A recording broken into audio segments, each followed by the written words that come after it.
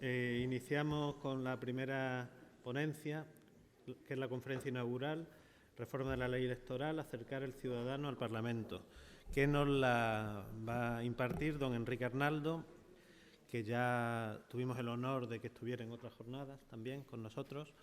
Es catedrático de Derecho Constitucional de la Universidad Rey Juan Carlos, letrado de las Cortes Generales, fue vocal del Consejo General del Poder Judicial entre 1996 y 2001.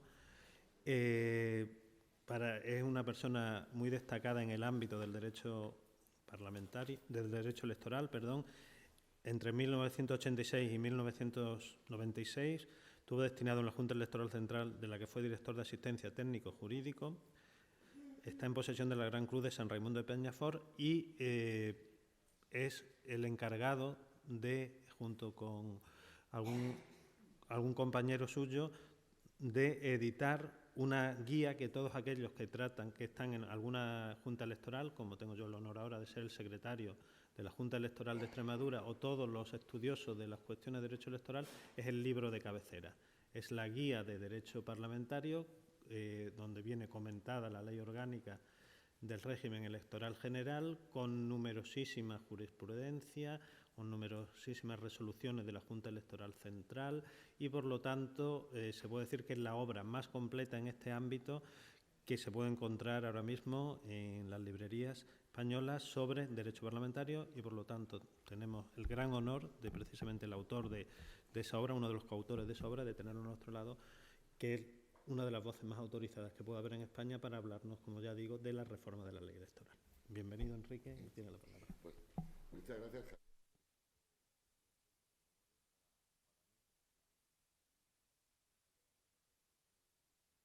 Que están al portavoz del Grupo Socialista, Valentín García, a mi amigo Paco Visiedo, que no sabía yo que era letrado mayor de las Cortes Valencianas, pensaba que lo había sido, lo había dejado de ser, pero me alegro mucho, a los letrados también de la Asamblea de Extremadura que están, a vosotros que seréis alumnos de grado, de Derecho con alguna otra disciplina, ¿no? Ahora que están de moda los dobles grados, pues algunos seréis de dobles grados. Bueno, el presidente de la Asamblea, Fernando Manzano, acaba de poner el balón en juego, diciendo que el tema electoral o la reforma electoral es una asignatura pendiente en Extremadura. Diríamos que es una asignatura pendiente también con carácter general y veremos si efectivamente tiene razón, que yo creo que la tiene, pero intentaré demostrar el por qué la tiene y qué es lo que se puede hacer, qué es lo que se puede meter en la coctelera en materia electoral para que efectivamente se haga una reforma acorde con los deseos y voluntades de las personas. Pero Nicolás Pérez Serrano, que es un clásico, es decir, del derecho constitucional, fallecido hace muchos años, pero escribió en los años 30 del siglo pasado lo siguiente. Dice, pudiera decirse que centrada la vida del Estado moderno en torno al tema electoral, no ha habido apenas autor que no preconice un nuevo sistema, ni movimiento político que no funde una solución propia, ni país que no se haya aventurado a ensayar alguna novedad particular. Es decir, que ya hace 75 años este señor decía que el derecho electoral está en el centro del debate político del Estado y que autores, países, movimientos políticos defienden soluciones propias en esta materia. El derecho electoral está lleno de elementos controvertidos y polémicos, de soluciones diversas. Y eso es lo que alumbra la cantidad de proyectos, de propuestas, de programas en las fuerzas políticas. Las elecciones sirven para conocer la voluntad del pueblo. Los representantes que se eligen a través del procedimiento electoral son el pueblo mismo, como dijera un francés allá por 1872. Es lo que en la doctrina alemana se denomina la secuencia democrática del principio de legitimación. Identificamos así el principio medular del derecho electoral, que es el principio democrático. Si el principio democrático es el elemento medular o definitivo de la forma de Estado, su eficacia se despliega a través de las elecciones, de forma que la democracia sustantiva, es decir, la idea de que el pueblo sea el dueño del poder del Estado se completa con la democracia procedimental, es decir, cómo actúa el titular a través de un procedimiento, de una forma electoral. Como explicó Dieter Nolen, un maestro en la materia, dice, en la medida en que las elecciones cimientan la certeza de que la representación política corresponde a la voluntad del electorado expresada a través del voto, en igual medida este derecho se convierte en el instrumento técnico-jurídico para garantizar la democracia. Por tanto, el vínculo democracia-elecciones es un vínculo indubitado para que las elecciones produzcan lo que dijeron Francesc de Carreras y José María Vallés. Las elecciones permiten ofrecer legitimación al Estado democrático, permiten producir el gobierno y permiten ofrecer o constituir la representación, porque el pueblo no actúa en la vida política tomando todos los días decisiones. No nos reunimos en este aula o en la comunidad todos los días para tomar decisiones, sino que elegimos a quienes nos representen, porque no hay otra forma de democracia más que la democracia representativa. Bien, convenimos así en la centralidad de las elecciones en el sistema democrático, de modo que el proceso electoral no es solamente un método para elegir a los representantes, sino la base y el exponente de la verdadera condición de democrático del sistema, además de ser un factor esencial de cohesión de la sociedad política. Las elecciones, repito, sobrepasan el ámbito de lo medial, de lo instrumental. Todo esto que hemos puesto en marcha desde el día 31, la convocatoria, desde la convocatoria electoral hasta que el 24 de mayo se celebren las elecciones, son elementos procedimentales que van mucho más allá, es decir, que tienen una sustancia que sobrepasa, repito, cada una de los elementos, de las fases que integran el mismo. Hay democracia porque hay elecciones libres y hay elecciones libres porque hay democracia. Por tanto, el método se identifica con el objeto. Nuestra Constitución, quizás fruto de las malas experiencias de nuestro pasado histórico, fue especialmente escrupulosa al fijar las bases de nuestro régimen electoral.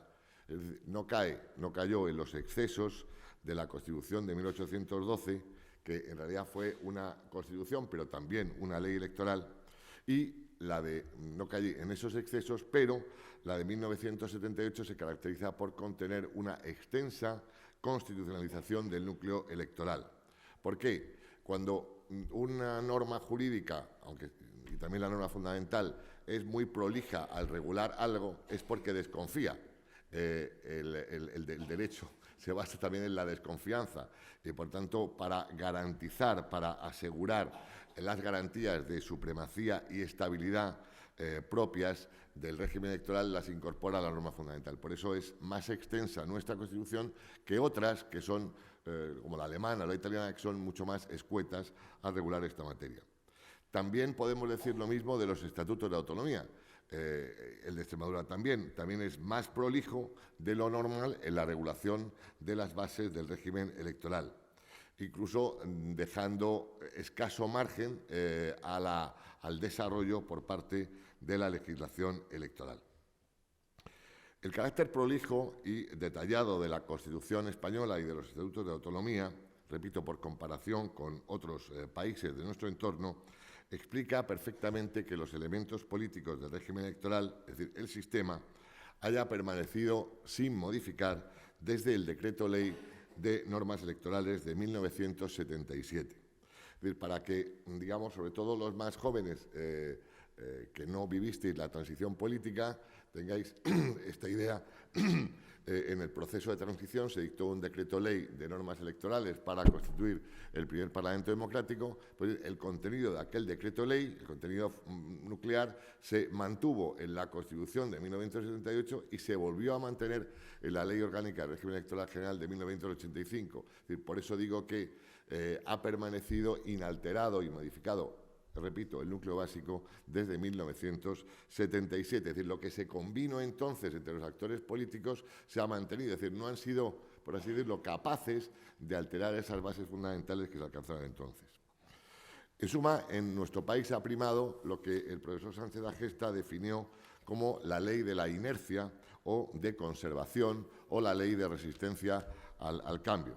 Eso sí, por contraposición, se ha generado en nuestro país un recurrente y apasionado y pasional discurso o debate sobre la reforma del sistema electoral, cuyos frutos han sido básicamente la multiplicación de jornadas, la multiplicación de libros, de artículos, de seminarios, y solo en algunas ocasiones, en algún Parlamento autonómico, como le contaba al Estado Mayor antes, en algún Parlamento autonómico, por ejemplo, el de Madrid, se puso en marcha una comisión parlamentaria para el estudio de la reforma del régimen electoral de la Comunidad de Madrid a efectos de ver la viabilidad de aplicar el llamado sistema electoral alemán del doble voto.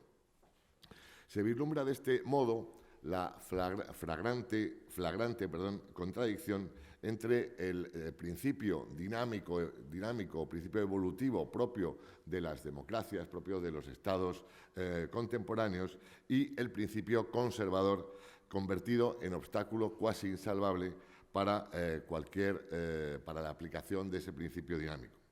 Sin embargo, entiendo que la renuncia a la reforma del régimen electoral es la abdicación a la profundización en el ideal democrático, como sistema de gobierno del pueblo responsable de su propio destino, responsable de sus propias decisiones.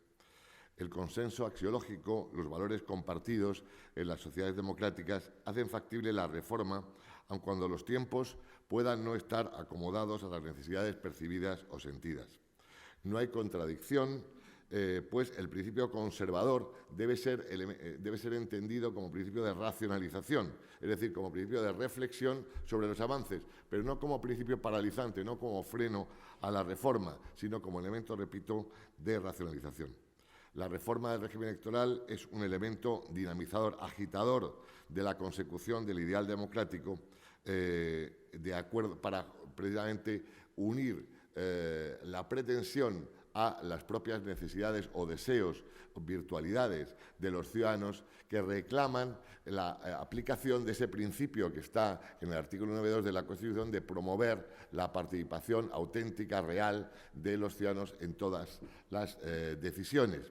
De hecho, esa es una idea fuerza de la Constitución, que es, en definitiva, conseguir lo que un autor italiano que se llamaba Espósito decía, es decir, la democracia no consiste en que el pueblo sea el titular formal del poder, sino que lo sea realmente, que sea realmente el titular no solamente del poder abstracto, sino de los poderes reales de la sociedad.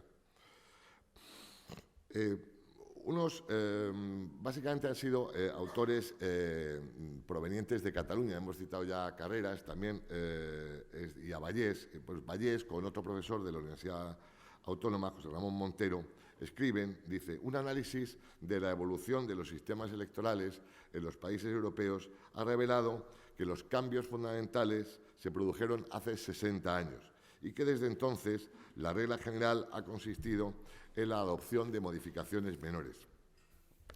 Bien, lo cierto es que son notorias las excepciones a la conclusión a la que llegan estos. Por ejemplo, estamos viendo cómo en Italia hay una reforma institucional en curso muy importante que afecta, por ejemplo, al régimen bicameral. En Italia las dos cámaras tenían los mismos poderes, lo que hacía muy ingobernable el sistema. Y están también eliminando la ley, esta ley que atribuía un número de escaños complementarios al partido mayoritario, la ley Berlusconi. También se modificó en Francia el régimen electoral, se pasó en un momento determinado del sistema mayoritario al proporcional, luego se ha vuelto al mayoritario. O también en Japón se han acometido reformas profundas del sistema electoral, por no poner otras sobre la mesa. Conclusiones como las que he citado de Montero y Vallés, que dicen que en realidad nada ha cambiado, salvo hace 50 o 60 años, conclusiones como la de estos autores parecen ancladas en Parménides, para quien ningún verdadero cambio era posible, cuando la realidad demuestra, como Heráclito, que todo fluye, que el rasgo básico de la naturaleza es el cambio, aunque detrás de todas las formas que van y vienen existen algunas cosas permanentes e inalterables, que en nuestro ámbito reducimos al principio democrático. Otra vez volvemos al principio que se ha impuesto como valor de referencia. Aunque con un lenguaje arcaizante, como no podía ser de otra forma en un señor que escribe a finales del siglo XIX, decía un español, Navarro Amandi, dice, Según sea buena o mala la ley electoral, los gobiernos serán buenos o malos. Es decir, si la democracia es una realidad nunca del todo alcanzada, siempre perfectible, la ley electoral debe ser también perfectible por esencia, con las miras puestas, repito, en la consecución de ese ideal democrático. En la concepción dinámica que expongo de la legislación electoral, no hay otro límite que el derivado de ese principio democrático. Por ello acierta claramente el que fuera magistrado del Tribunal Constitucional, Manuel Aragón, que también estuvo en las jornadas, no sé si el año pasado o el anterior, que decía que democracia y representación forman el sustrato a partir del cual han de examinarse las soluciones técnicas que el derecho electoral proporciona. A la luz de ese principio democrático han de efectuarse las críticas y han de hacerse las propuestas de mejora de los mecanismos electorales. El protagonismo, por tanto, en la reforma de la legislación electoral debe darse siempre al pueblo soberano para que, como decía el citado expósito, la democracia sea o permita que el pueblo tenga la titularidad no solamente formal, sino la titularidad real del poder, que lo tenga y que lo ejerza. La reforma, que siempre es una palabra, el concepto de reforma, que siempre es una palabra mágica, debe estar íntimamente unida al régimen electoral para hacer posible la integración real y efectiva de los ciudadanos en la comunidad. Es verdad que hay un dato que hay que tener en cuenta y poner ahora sobre la mesa, que es el dominio avasallador de los partidos políticos en el Estado democrático. Permítame el recuerdo del profesor García Pelayo, que escribe un libro que se llama precisamente El Estado de Partidos, para definir lo que es el Estado contemporáneo. Y en gran parte ese dominio avasallador de los partidos, del propio sistema institucional, es el causante del inmovilismo o de la inercia. Porque se ha puesto sobre la mesa cualquier reforma, ha tardado poco en ser aparcada. Quizás porque cuando se plantea cualquier reforma electoral, esos actores, los partidos políticos, lo que hacen es medir inmediatamente los efectos que para ellos mismos tienen esas reformas. Es decir, que se toman lápiz y papel y valoran las consecuencias que esa reforma tienen. Como es imposible el contento de todo el mundo, al final la reforma se paraliza. Evidentemente, y ponemos otro valor sobre la mesa, la búsqueda del consenso, del pacto, del acuerdo entre las principales fuerzas políticas es paradigma en esta materia, como lo es también el consenso para la Constitución. De hecho, todas las reformas que ha habido en la ley electoral española desde 1985 hasta la fecha han sido 13, con la última publicada el 31 de marzo, 13 reformas, han sido reformas parciales que afectaban a elementos adjetivos, procedimentales, a temas no sustantivos, y todas se han aprobado por consenso, al menos entre los dos grandes partidos políticos españoles. Solamente en uno de los dos partidos se abstuvo, pero, repito, todas las reformas han contado con el consenso de los dos grandes partidos. La primera, la de 1985, fue votada por 320 diputados, aproximadamente, de 350. Es decir, la cifra fue prácticamente con el mismo grado de consenso que la Constitución, porque, de hecho, la ley electoral es casi constitucional, es decir, es un complemento necesario de la propia Constitución. El consenso es necesario, pero el consenso no puede constituir una rémora ni puede ser una cláusula retardataria para conseguir el ideal democrático, de forma que apelemos siempre al consenso para impedir cualquier cambio. Si no modificamos, es decir, si convertimos en inmodificables, en irreformables, esas bases del régimen electoral, este se puede convertir en petre, en una piedra de granito inmoldeable, lo que sin duda podrá satisfacer algunas conciencias tranquilizadas, pero con toda probabilidad corre el riesgo de ser superado por la realidad de unos ciudadanos cansados, alejados, desafectos progresivamente de las instituciones y de quienes las sirven.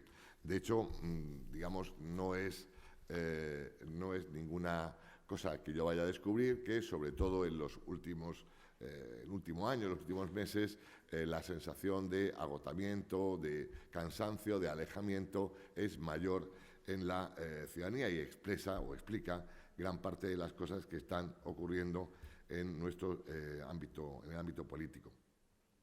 En fin, la reforma no debe hacerse en beneficio de nadie, sino en beneficio del principio democrático. Es decir, la reforma debe ser, desde el punto de vista político, neutral, no buscar el beneficio de nadie, sino buscar el beneficio del principio democrático y, por tanto, de la soberanía popular, en beneficio de la participación ciudadana. Desde luego, aunque sea una cuestión nunca fácil de calibrar, los ciudadanos, vuelvo a lo que acabo de decir, repiten en sus respuestas que no se sienten debidamente representados en sus convicciones, intereses y opiniones por los parlamentarios electos. En un estudio muy serio del profesor Víctor Pérez Díaz, que se llama El malestar de la democracia, y en otro estudio del profesor Linz y Richard Gunther, que se llama Partidos políticos y nuevos retos, se ponen de manifiesto las deficiencias en la relación representantes-representados, que son sentimiento de alejamiento del ciudadano respecto de sus representantes, excesivo control de los aparatos dirigentes de los partidos, tanto en la elaboración de las listas electorales como en el funcionamiento parlamentario, dotado de hiperdisciplina, escasa cultura política deliberante, escasa transparencia de la vida pública. Vamos a abandonar el ámbito de lo abstracto y vamos a dar un paso ya hacia la comunidad de Extremadura, hacia cómo la consecución de este principio democrático, de esta idea de reforma en beneficio del propio sistema y en beneficio de los deseos de los ciudadanos, podría ser acometida. Ya hemos comentado que el Estatuto de Autonomía, como todos los demás estatutos de autonomía, son muy extensos, prolijos, detallados, al regular la composición y la duración del mandato de la Asamblea Legislativa, el sistema y la fórmula electoral, el tipo de circunscripción, las condiciones de los electores y elegibles e incluso la propia barrera, hasta la convocatoria de las elecciones. En el marco estatutario y en el marco de la Ley Orgánica del Régimen Electoral General, de acuerdo con la disposición adicional primera de la Constitución, la Ley Electoral de la Comunidad Autónoma confiesa, con otras palabras, en el preámbulo, que tiene un modesto ámbito de actuación, es decir, que solamente regula los aspectos estrictamente necesarios del régimen electoral autonómico. Así pues, al declarar su homogeneidad, es decir, la ley electoral confiesa su renuncia a adoptar soluciones propias, es decir, se suma a las soluciones de carácter general. No es una cuestión propia o exclusiva de la Comunidad de Extremadura, es decir, sino de todas las comunidades autónomas españolas.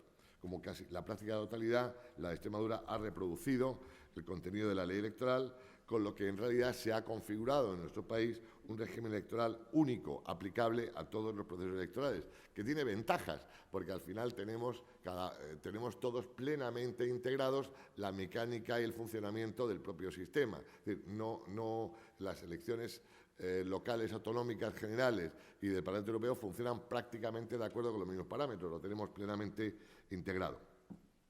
Ha facilitado, sí, la interiorización por los ciudadanos de las reglas del régimen electoral y, en última instancia, ha operado como garantía de funcionalidad del sistema. Ahora bien, como dice un buen amigo, Pablo Santolaya Machetti, a pesar de esos efectos positivos de la homogeneidad, se echa en falta en la normativa electoral autonómica la introducción de elementos que, sin desvirtuar la necesaria igualdad de condiciones en todo el país, signifiquen un esfuerzo en la búsqueda de nuevas técnicas que favorezcan el ejercicio del derecho de sufragio y que incluso pudieran ser incorporadas desde, si me permitís, la periferia al centro, al ordenamiento estatal. Pero, repetimos, lo que ha hecho ha sido primar la imitación, cuando no la copia literal, de un modelo reproductivo en el que prima más la inercia de las maquinarias partidistas y del legislador autonómico sumado, repito, a la línea general. Las puntuales reformas acometidas en Extremadura o en otras comunidades han sido todas, como en el Estado, de carácter puramente técnico, adjetivo procedimental, es decir, no afectando al núcleo de la decisión política.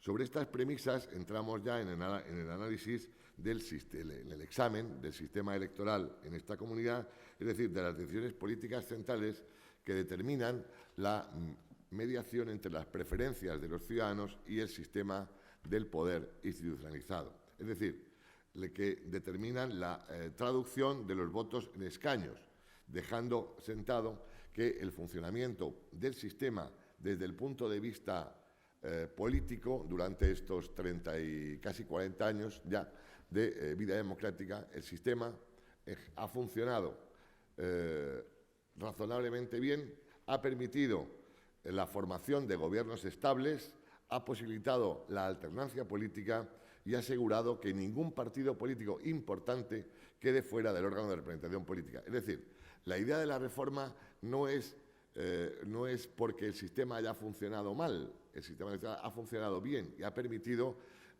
repito, la alternancia, la estabilidad política, ha permitido asegurar que todos los que tenían una fuerza real dentro de la sociedad entraran dentro de las respectivas cámaras parlamentarias. Nos centramos, por tanto, en el elemento o la variable política del régimen electoral. Dejamos fuera lo adjetivo o lo procedimental. Nos centramos en el sistema, sujeto únicamente a normas autonómicas, si bien con el límite establecido en el artículo 152 de la Constitución, que dice que las elecciones a las asambleas autonómicas deben realizarse con arreglo a un sistema de representación proporcional que asegure la representación de las diversas zonas del territorio. Bien, en cuanto estos elementos están... tenemos clase. Estos elementos, este elemento variable política del sistema electoral está constituido por los siguientes elementos. En primer lugar, el número de parlamentarios. Bien, algunas comunidades autónomas establecen un número fijo de parlamentarios.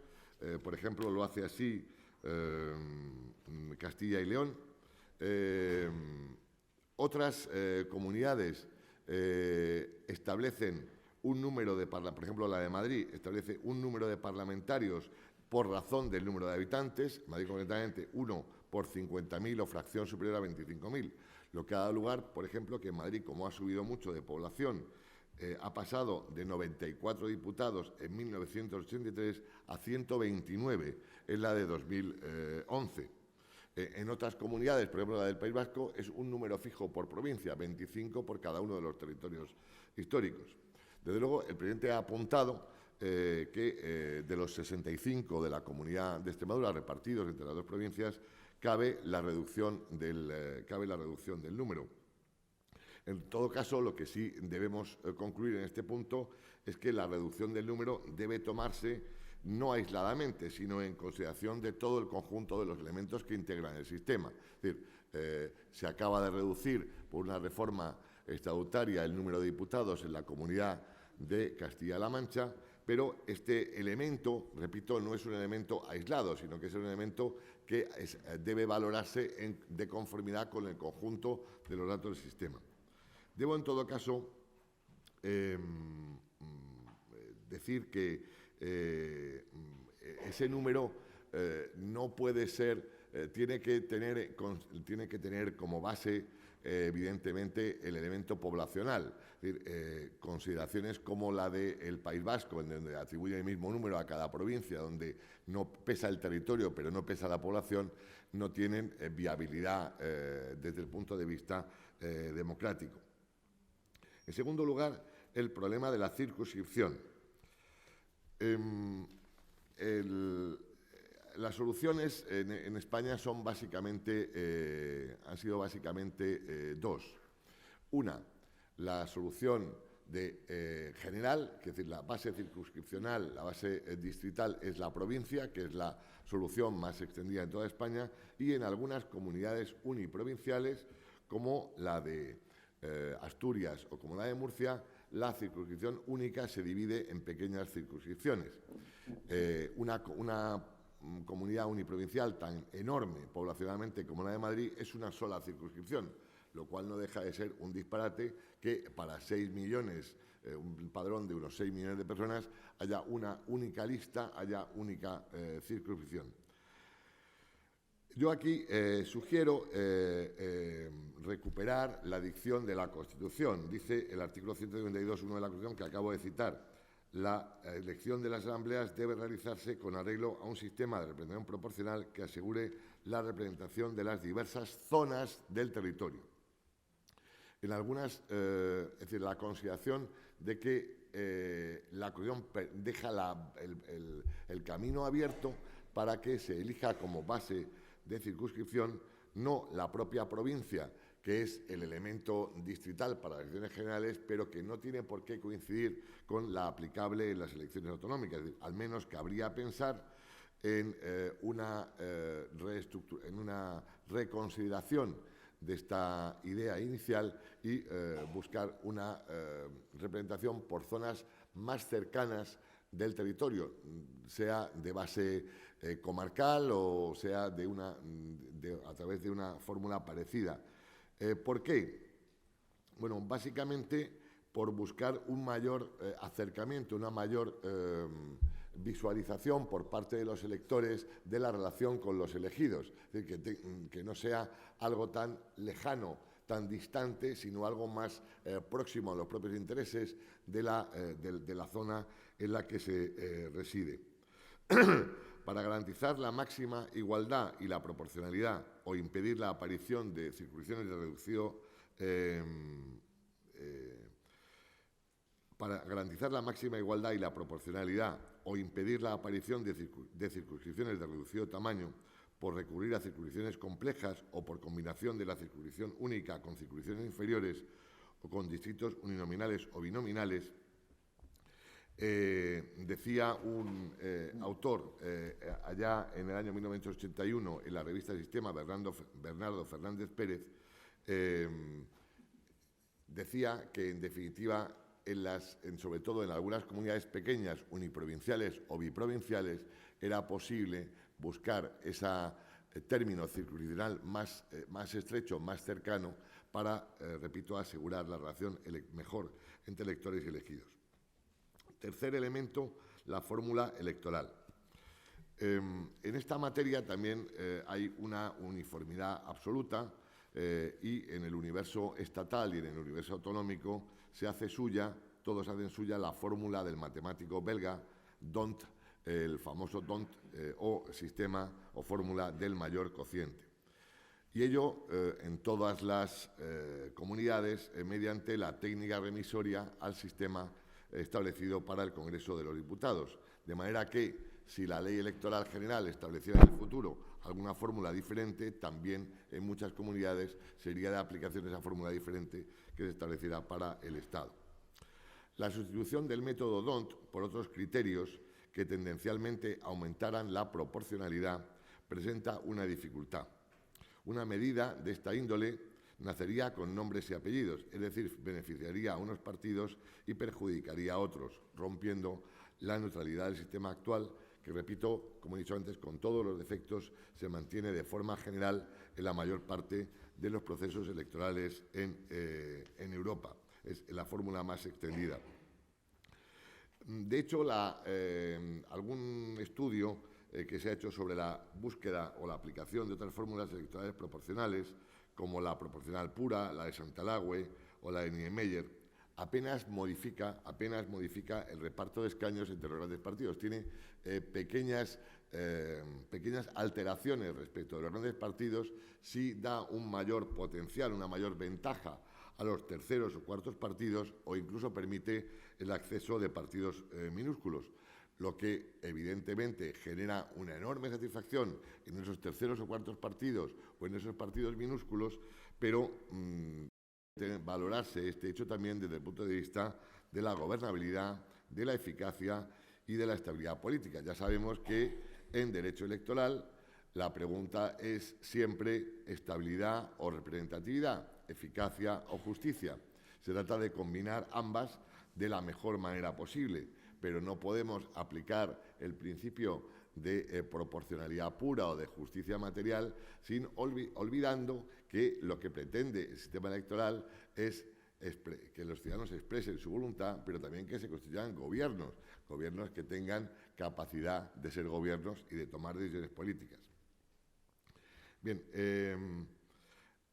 la comparación de votos y escaños de las entidades políticas que en las sucesivas convocatorias han obtenido asiento en la Asamblea extremeña permite concluir que el sistema ha funcionado de modo bastante proporcional.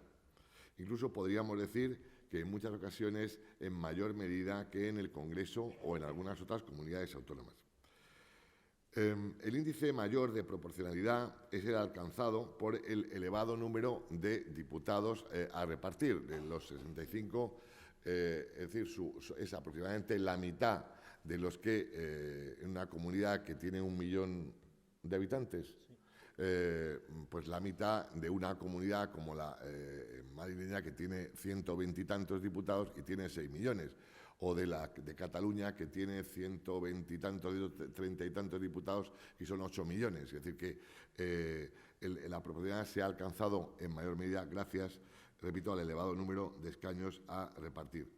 En todo caso, la proporcionalidad absoluta, que gusta mucho a los pequeños partidos, la proporcionalidad absoluta o exacta es una quimera. Esto no es posible, como no es posible alcanzar el amor absoluto o la verdad absoluta, esto no existe. La proporcionalidad es un criterio tendencial, pero nunca es matemático. Como ya dijo el Tribunal Constitucional en el año 92, las correcciones a la proporcionalidad pura son discriminatorias si son excesivas y si no se encuentran justificadas en atención a la finalidad perseguida. Por tanto, el sistema ha funcionado de forma razonablemente proporcional y, desde mi punto de vista, en cuanto a la fórmula electoral, creo mejor la consolidación de lo que tenemos que el buscar aventuras insondables que nos lleven por caminos también insondables. En cuarto lugar, la barrera electoral. Como sabemos, para la distribución de los escaños conforme al método D'Hondt o del mayor cociente, solo se tienen en cuenta las listas que han sobrepasado un umbral determinado de votos, un porcentaje de votos calculados sobre los válidamente emitidos. En el Congreso de los Diputados, para el Congreso de los Diputados, esa barrera se sitúa en el 3% de cada provincia. En alguna comunidad, como la de mi amigo Paco Visiedo, la barrera no es provincial, sino que la barrera es autonómica, lo que complica la entrada de los partidos, porque para evitar la entrada de terceros, cuartos o quintos partidos, se pone una barrera del 5%, es autonómica. En otras comunidades, como la Canaria, existe la llamada doble barrera, la barrera insular muy alta, me parece que es el 20 o el 30%, o la barrera de la isla o la barrera de la comunidad. En todo caso, la existencia de una barrera está declarada plenamente conforme por la Constitución, por el Tribunal Constitucional, que dice restringir para los partidos o grupos políticos cuyo soporte electoral es más reducido el acceso al Congreso, de manera que la proporcionalidad sea compatible con el resultado de las elecciones, de que la representación de los electores en esa Cámara no sea en exceso fragmentaria, quedando encomendada a formaciones políticas de cierta relevancia. Es decir, que el Tribunal Constitucional entiende que es plenamente conforme con la Constitución no permitir la entrada en la Cámara de aquellos partidos que no tienen una fuerza representativa real dentro de la sociedad. No hay vulneración de los principios de igualdad y proporcionalidad en cuanto el sistema electoral no tiene por objeto la exacta reproducción de todos los matices expresados por el cuerpo electoral, sino que tiene, repito, que velar también por la gobernabilidad del Estado. El presidente de la Asamblea ha planteado también la reconsideración de la barrera establecida en la ley, en la normativa de la comunidad, en este momento en el 5%, para reducirla al 3%. Yo quiero respetuosamente discrepar con él. Yo entiendo que una barrera alta una barrera baja, o la eliminación de la barrera, evidentemente en circunscripciones pequeñas, pues puede tener un efecto importante cuando hay pocos escaños, poco botín a repartir. En las circunscripciones grandes o con un número grande, como es en estas comunidades, la barrera tiene un efecto mucho menor, porque prácticamente esos partidos, digamos, tenían escasas posibilidades de ser elegidos, ¿no? Que yo sepa, en el Congreso de Diputados solamente operó una vez la barrera del 3% en la circunscripción, en concreto la de Madrid.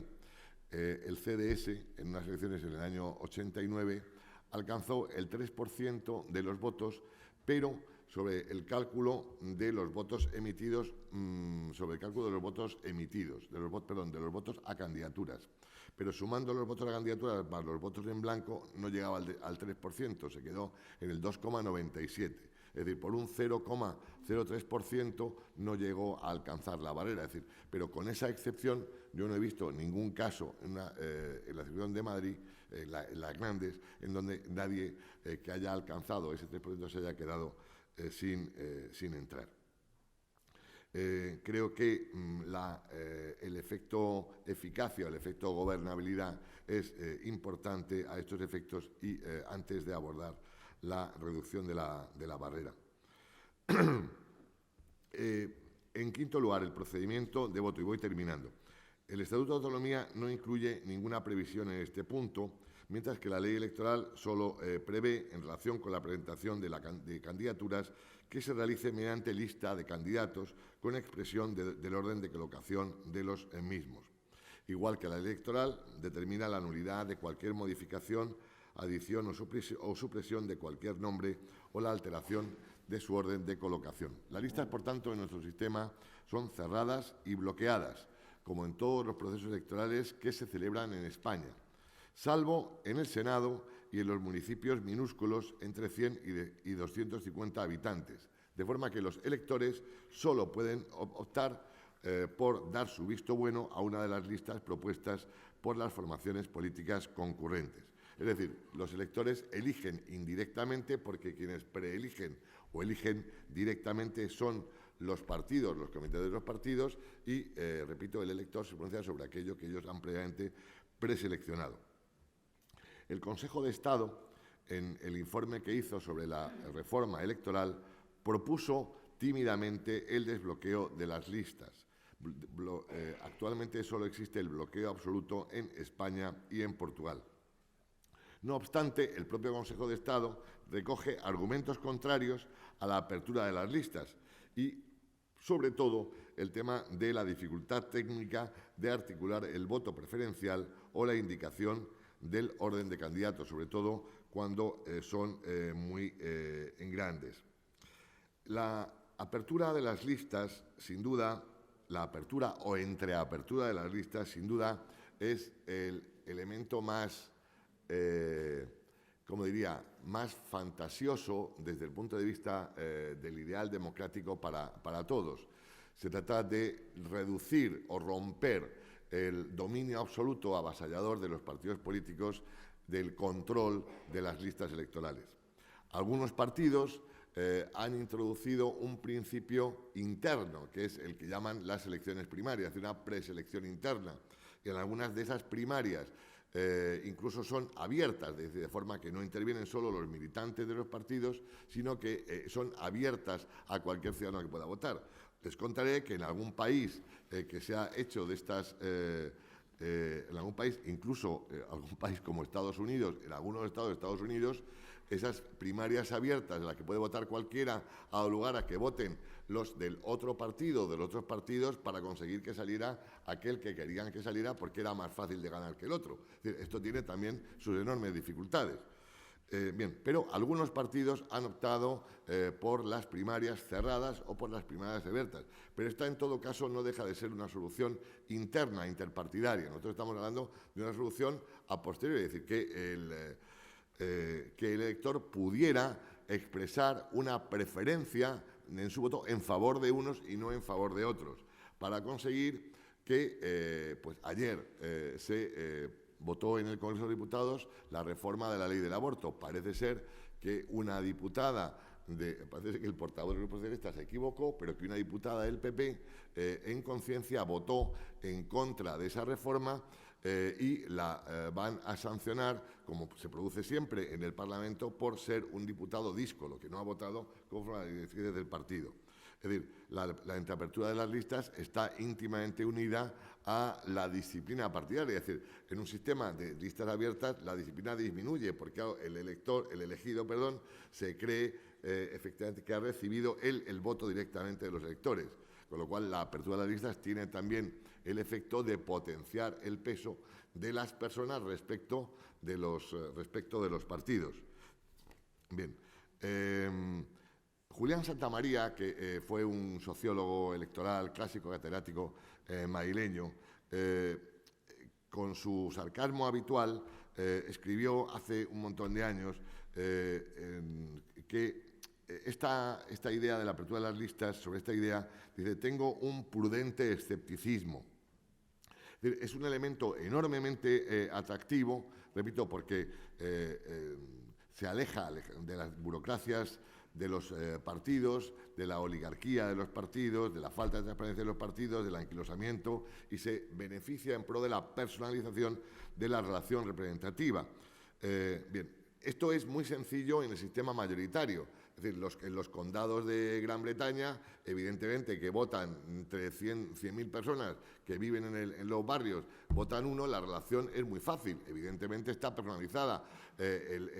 La marca del partido, conservador o laborista, está unida a la marca de la persona. Pero en sistemas proporcionales de lista, en donde no elegimos por sistema mayoritario, es mucho más complicado.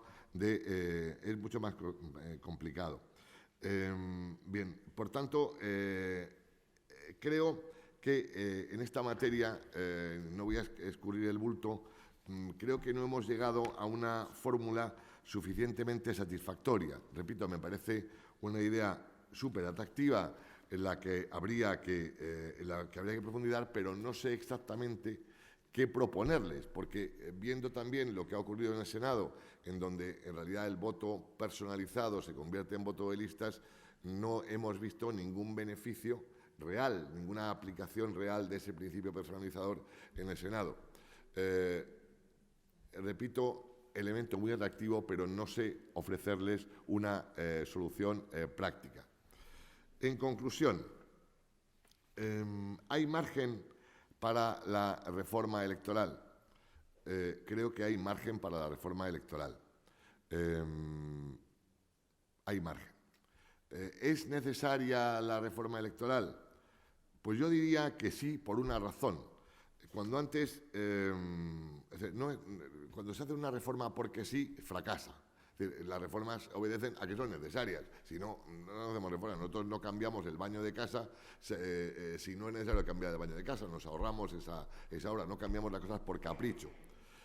¿En este momento es más necesaria que nunca? Pues probablemente sí, porque esos efectos del libro que os he citado, ahora no me acuerdo del nombre, del profesor de Víctor Pérez Díaz, del Malestar de la Democracia, ese sentimiento de alejamiento, de oscurecimiento, de falta de transparencia, es cada vez más extendido. Entonces, por tanto, antes de que el propio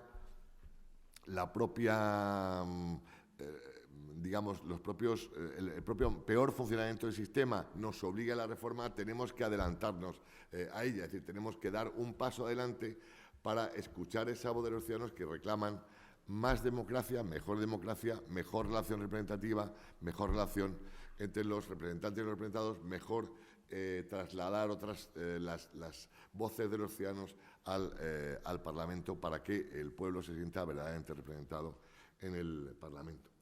Pues muchas gracias por vuestra paciencia, atención, y espero no haber aburrido demasiado a estas horas de la mañana.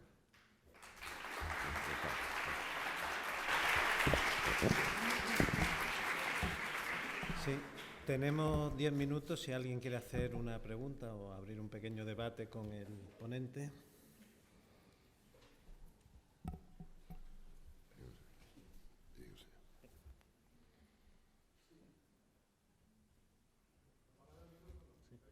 sí.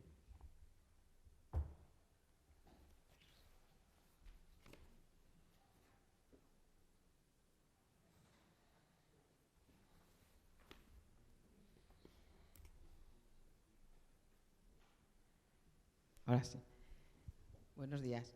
Enrique, por lo que nos has expuesto, entonces lo único modificable sería yo. Ah, Gary, perdona, no te... Es que está aquí el señor. Bueno, hemos levantado los dos la mano y me lo han dado a mí. Por la exposición que nos has, lo que nos has dicho, lo único modificable entonces sería la circunscripción y las listas. Y todo con recelo, ¿no? Porque has dicho que el sistema DON no lo toquemos. Que el número de diputados tampoco, porque la proporcionalidad ha venido muy bien y, bueno, del resto todos estamos de acuerdo. Entonces serían esos 2 puntos solamente. Sería el de modificar la provincia. O sea, hay una cosa como los magos de la magia que hay que dejar para el final. Entonces te agradezco mucho la pregunta porque me permite contarlo. Vamos a ver. La única reforma a partir de esos principios, la única reforma que combina el principio de la elección, el principio personalista, la relación representativa más directa con el mantenimiento de la proporcionalidad, es el sistema del doble voto, el sistema alemán del doble voto, en donde cada ciudadano tiene un voto, uno en el ámbito del distrito más cercano y otro para el Land, para la región o la comunidad, de forma que la distribución total de los votos es proporcional en función de los votos obtenidos en la provincia, en la circunscripción o en la comarca, como quieras. De forma que se puede dividir perfectamente la comunidad en distritos uninominales, de forma que se elija en distritos uninominales y que al mismo tiempo se tenga otro voto de la elección por provincia. Si tú divides Extremadura en 65 distritos uninominales. Entonces, tú votas, cada partido presenta un candidato. Claro, para atraer el voto en ese ámbito más cercano, ese candidato de ese municipio, de esa comarca pequeña y tal, tiene que ser un candidato de arrastre, porque claro, si tiene que tirar de la lista, no basta con la marca del partido. Pero la distribución real es en función... no es la suma de los votos obtenidos en todos los distritos uninominales, sino el reparto es en la proporción que se dé de los resultados que salgan en la provincia. Es decir, en la que entrarían evidentemente electos como diputados los que hubieran tenido más votos de la lista correspondiente en los distritos uninominales. Creo que el sistema alemán del doble voto es el único que permite personalizar la relación representativa, mantener el principio de proporcionalidad, mantener la eficacia y justicia del sistema y acercar, repito, la opinión más inmediata al Parlamento.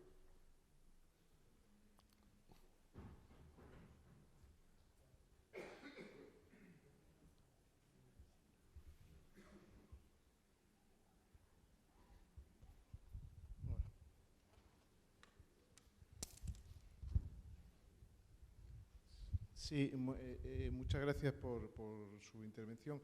Yo 3 cuestiones muy breves. La primera está en relación con la elaboración de las listas por los partidos.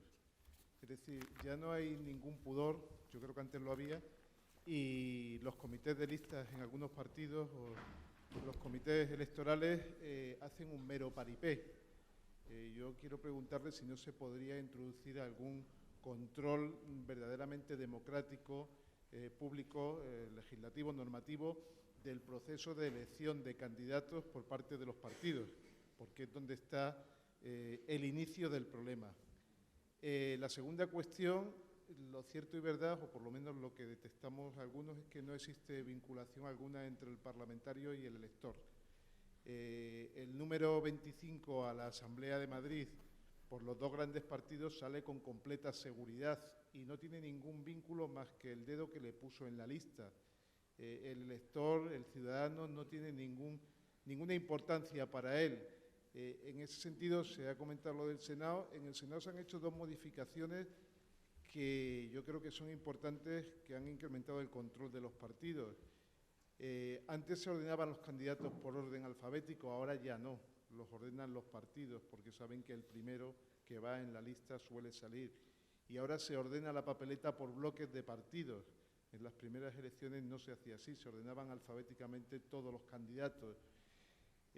¿Por qué no se puede apostar por el sistema británico o norteamericano de un parlamentario por circunscripción electoral y que las circunscripciones sean proporcionales a la población? En España, para 350 diputados en el Congreso, habría un diputado por cada 400.000 habitantes, representan la soberanía nacional.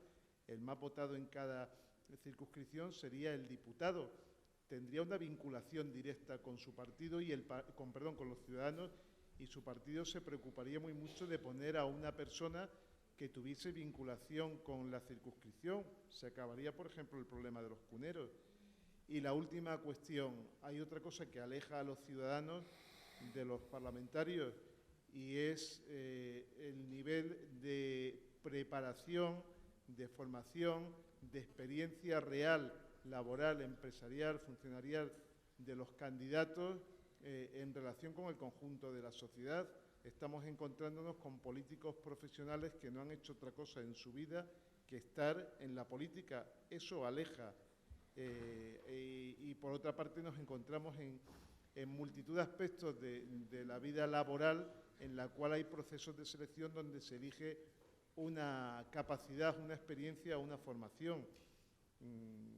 Lo apunto simplemente como reflexión personal que me parece que cabe en esta intervención suya. Muchas gracias.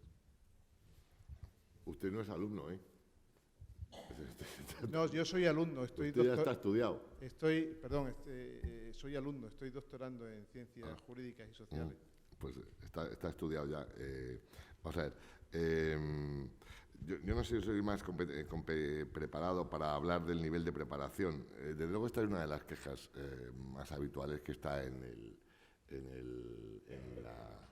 el debate público, ¿no? Es decir, la profesionalización de la política, la no existencia o la no aplicación del principio de irrepetibilidad o principio de temporalidad.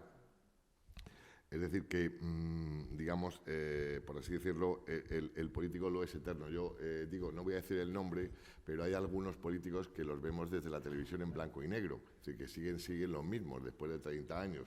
En estas elecciones que parece ser que hay algunas personas que llevan 25 o 35 años que pueden no repetir o no tener la misma suerte que han tenido hasta entonces.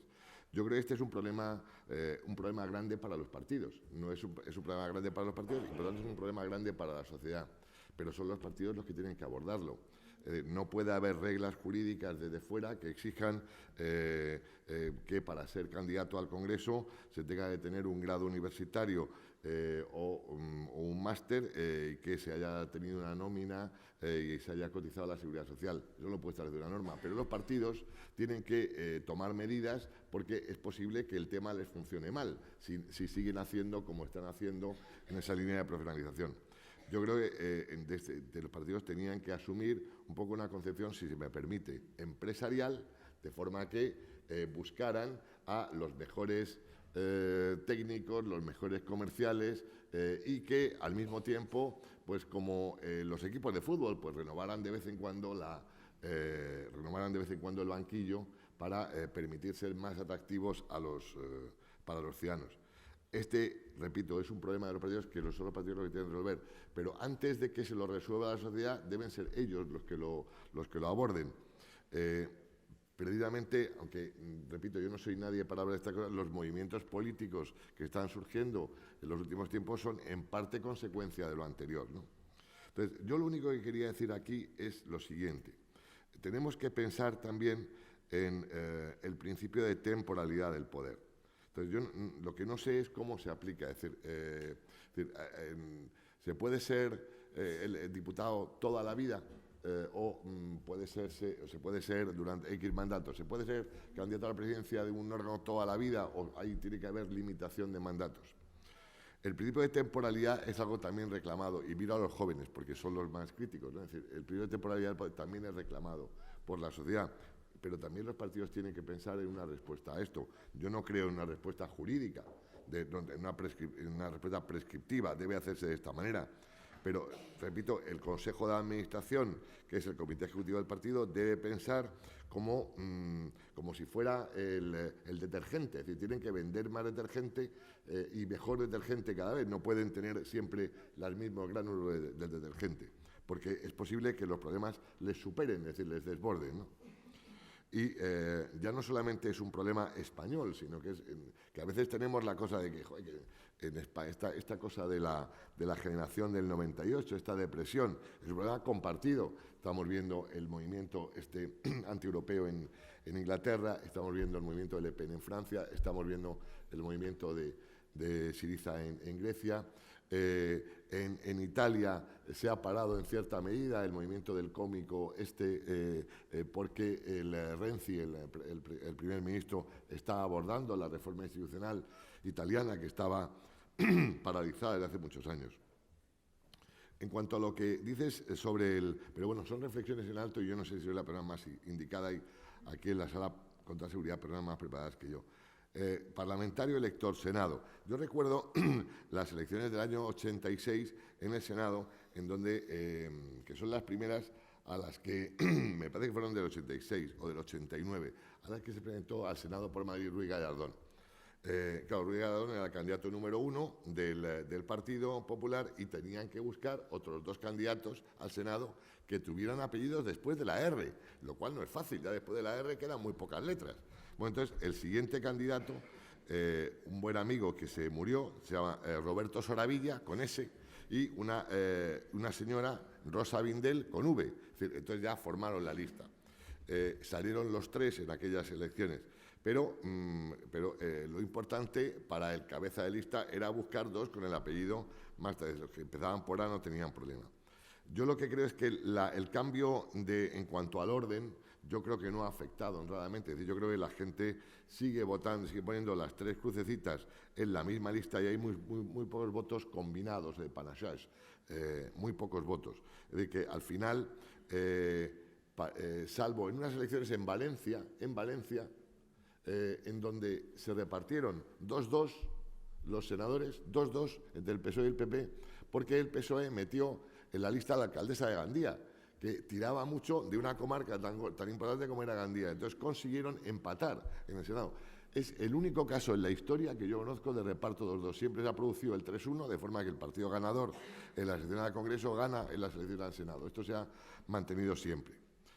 Lo que tú hablas es de un sistema mayoritario, que favorezca la nación elector elegido. Fraga Iribarne, en el debate constituyente, mantuvo, como había sido embajador en Inglaterra, consideró que el mejor de los sistemas era el sistema británico. Claro, y es un sistema extraordinario. Pero claro, el problema que tiene es que el sistema británico es en toda España. Entonces, imaginemos el País Vasco, imaginemos Cataluña. Es decir, hay partidos de ámbito nacional que no rascarían bola, es decir, se quedarían a 2 velas. Es decir, que se dejaría de mantener el concepto partido nacional, integración nacional. Sería muy difícil, es decir, a lo mejor el Partido Socialista en Baracaldo podría sacar 1. El Partido Popular probablemente, a lo mejor 1 en Vitoria o ninguno. Y en Cataluña, pues no os quiero contar lo que podría ocurrir. El sistema mayoritario es extraordinario en Inglaterra. Yo lo veo complicado, es decir, lo único que veo como alternativa a esto que comentas es el que yo digo de la representación proporcional personalizada del sistema del doble voto alemán. Y finalmente, en cuanto al comité de listas, vamos a ver, es verdad que a los partidos políticos lo que les gustan son las personas disciplinadas, obedientes, esto es así, y que aquel un poco díscolo, pues hombre, lo tiene peor. Es verdad que también lo tiene peor en una empresa, es decir, el director ejecutivo que se dedica a tocar las narices al presidente, al consejero delegado, tiene pocas posibilidades de quedarse en la empresa y le pondrán más o menos la alfombra para que se vaya. es verdad lo que dices. Yo lo que no veo es, repito, o no creo en el intervencionismo jurídico para la solución de los problemas, sino que veo más bien la autorregulación y la respuesta. Porque la respuesta además no tiene por qué ser la misma.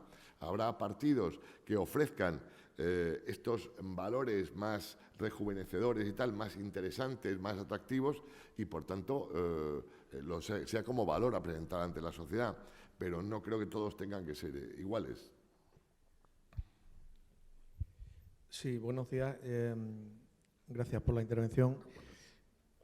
Ahora se ha puesto muy de moda lo de las listas abiertas y está muy bien, pero lo más importante que ha sucedido en el sistema electoral es las listas paritarias, para que tengamos una representación bastante parecida de hombres y mujeres, que se cargaría rápidamente con circunscripciones pequeñas, que son muy mayoritarias, como en Inglaterra, o con listas abiertas 100% o desbloqueadas. ¿Cómo se puede resolver esa situación de no volver atrás en un paso importante que hemos dado en la paridad entre hombres y mujeres para poder ser representantes de los ciudadanos, y cómo mejorar esa necesidad que pide la ciudadanía de abrir las listas? ¿Hay alguna posibilidad? Y luego, como es un fantástico experto en derecho parlamentario, no me resisto a preguntarle por una controversia jurídica que ha habido en la Asamblea recientemente, y es la siguiente. En una comisión parlamentaria, un dictamen de una ley es rechazado mayoritariamente por la comisión. Y, sin embargo, la mesa de la Cámara lo eleva a pleno, saltándose la democracia, porque ha sido rechazado por mayor número de diputados que apoyado. La controversia ha sido importante, va a llegar al Constitucional, y como es un experto de los mejores de este país sobre derecho parlamentario, pues me gustaría saber su opinión.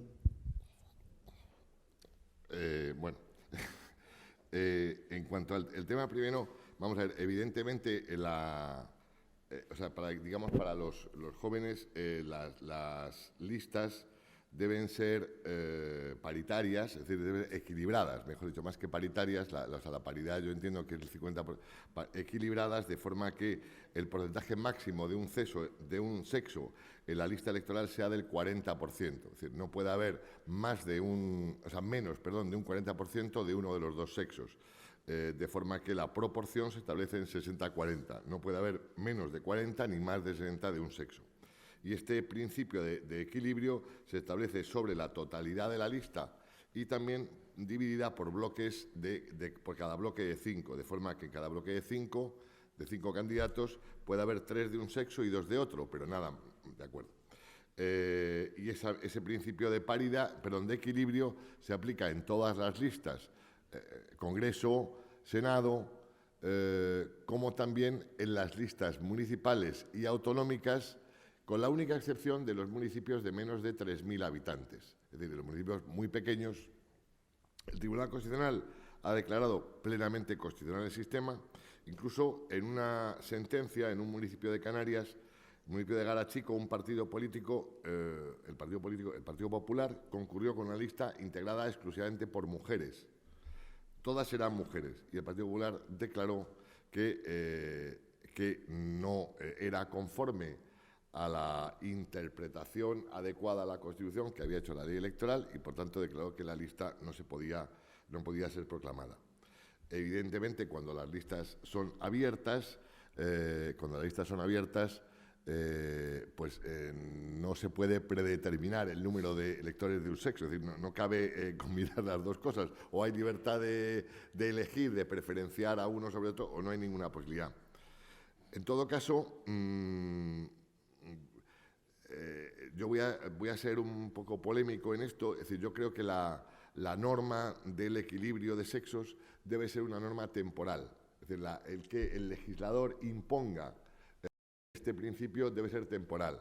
Es decir, yo creo que es una ley que ha sido beneficiosa o está siendo beneficiosa en España para favorecer la integración política plena de la mujer, pero debe ser temporal. No sé si 20, 30 años o 40, igual son 40 años, pero en principio yo no creo, y por coherencia con lo que he dicho antes, en el intervencionismo jurídico para decir a los partidos lo que tienen que hacer. Esos deben ser ellos los que oigan la voz de la sociedad y entiendan que tiene que haber mujeres en las listas y tiene que haber hombres en la lista y tienen que estar representadas las minorías. Bueno, el otro tema que me planteas es, la verdad es que me parece delicado el comentarlo aquí delante también de los letrados de la Cámara. En principio yo entiendo que cuando el procedimiento parlamentario es un conjunto de fases, ¿no? Es decir, una fase previa, que es la remisión, si viene de fuera del Gobierno, la remisión del proyecto al Parlamento, y luego hay unos órganos de preparación del trabajo final del Pleno, que es digamos, el dueño para aprobar finalmente la norma correspondiente. De forma que hay una labor preparatoria por órganos técnicos, la ponencia y la comisión. Por tanto, el Pleno tiene que pronunciarse a partir de ese trabajo técnico. Del mismo modo que los reglamentos parlamentarios prevén cosas, es decir, ¿qué ocurre en caso de empate? Pues se repite la votación, ¿no? Es decir, que es lo que se repite la votación transcurrido X tiempo. O, por ejemplo, el reglamento del Congreso dice, si no se consigue la mayoría absoluta en la ley orgánica, en la votación final sobre el conjunto del proyecto, da una solución determinada, la verdad es que ahora no recuerdo cuál es, pero prevé una solución, da una solución. Me parece que sí, me parece que dice que vuelve a la comisión. En el caso concreto que planteas, el reglamento del Congreso y los reglamentos parlamentarios general no prevén solución, es decir, no dicen, oiga, si hay un dictamen en contra, es decir, si no hay un dictamen en contra es un no dictamen, es decir, no hay un trabajo, no dice, pues si no hay un dictamen, el Pleno no puede pronunciarse, porque no tiene sobre lo que pronunciarse. O sea, repito, no prevé una solución. Yo, hombre, desde el punto de vista lógico, entiendo que el Pleno no puede pronunciarse sobre la nada, tiene que pronunciarse sobre algo, a partir de algo. Pero tendría que conocer más el asunto.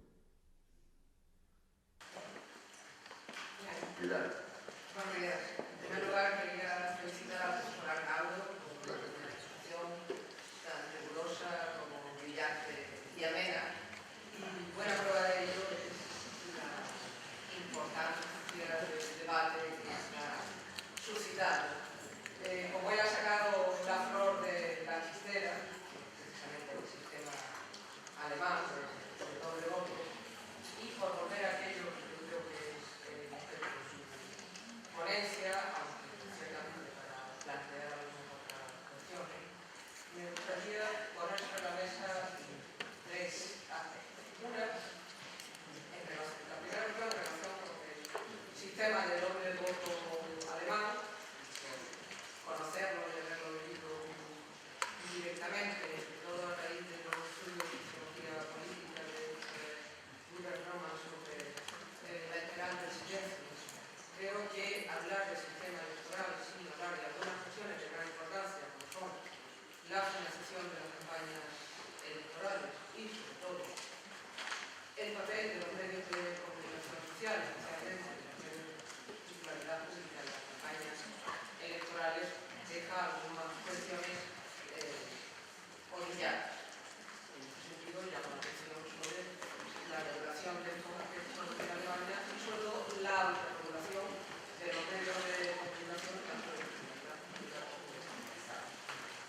Y con ello me lanzo con la siguiente cuestión que quería plantear respecto del sistema proporcional, sistema mayoritario y el amplio debate que dio lugar también a sucesivas reformas, sobre todo en Italia, y la perversión del sistema mayoritario puro en determinados contextos culturales y sociales. Y la tercera y última reflexión que pongo sobre la mesa también es que a veces hablamos de los partidos políticos y de los electores considerando al elector distribuido. Y cierto que la ley tiene un papel de jugar, cierto que los partidos tienen que autorregularse para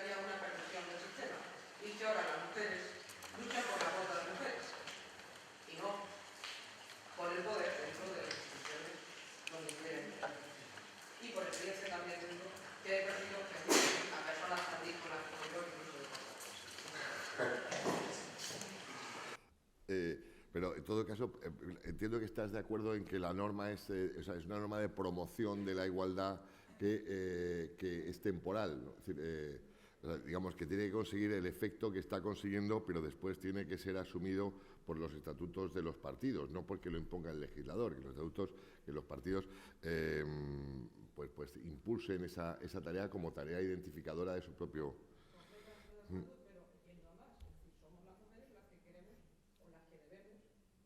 Claro, y no puede limitarse a figurar en las listas, ¿no? Es decir, sino que tiene que ser o a tener el cargo, sino a ejercer el cargo, es decir, y por tanto a tomar posiciones importantes dentro de los...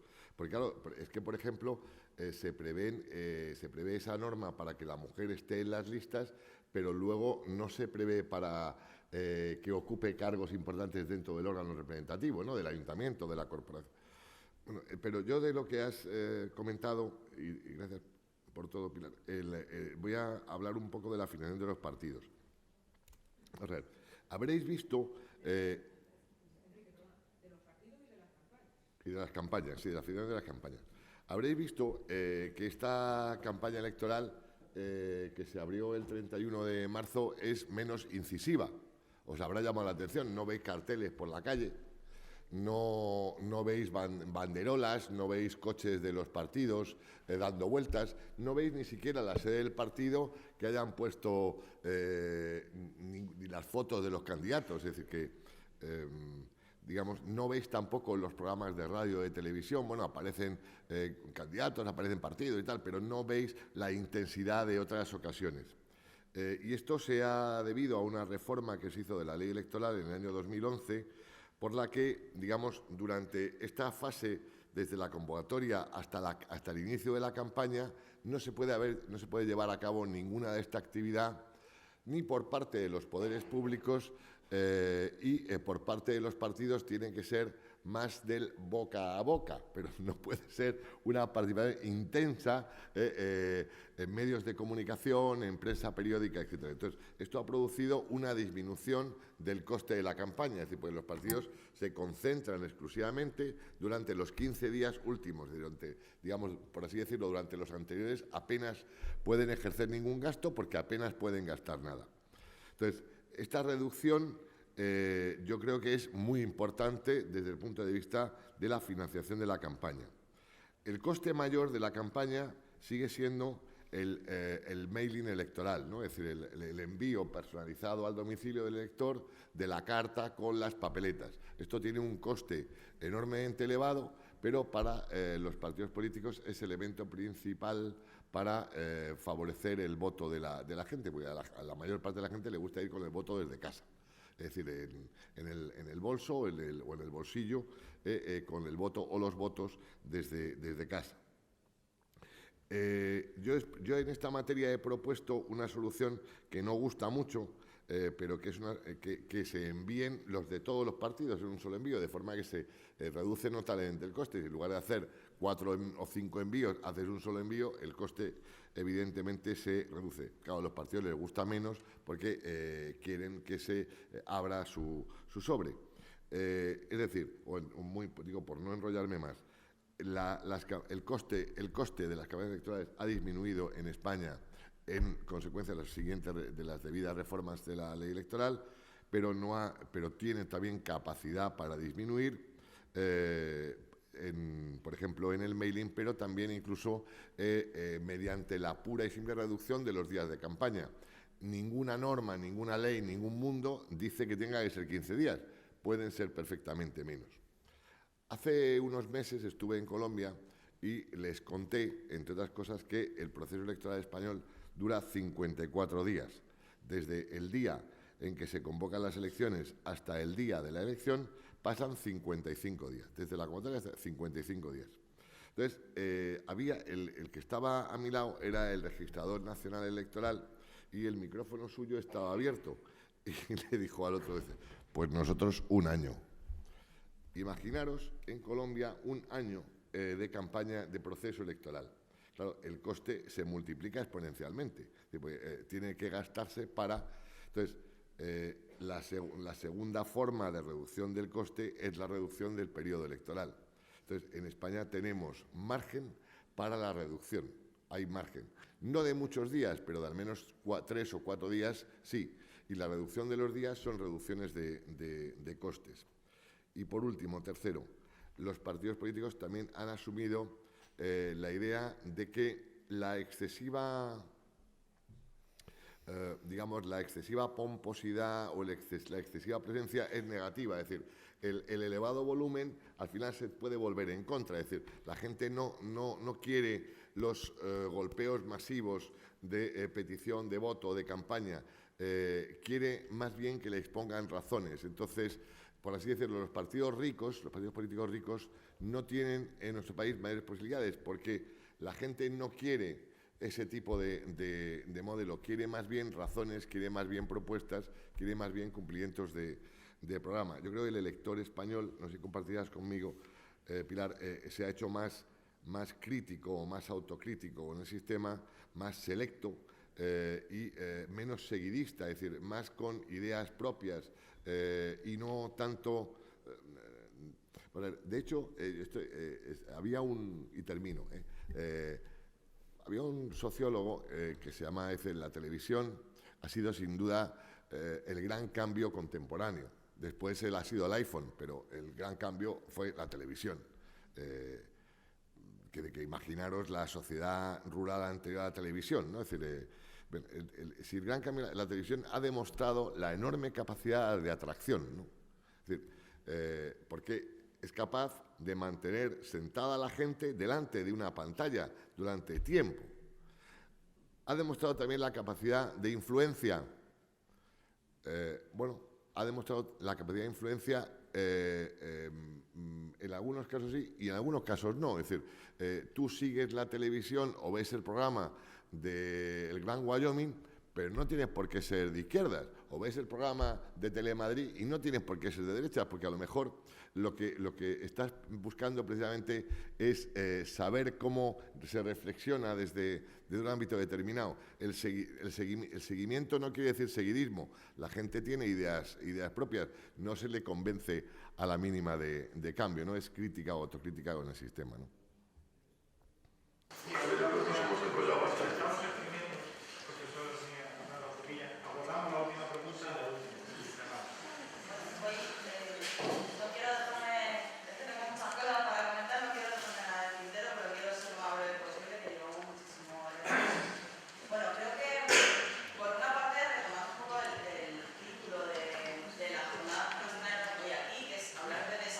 Políticos actuales, desafíos del actual sistema político, esto nos lleva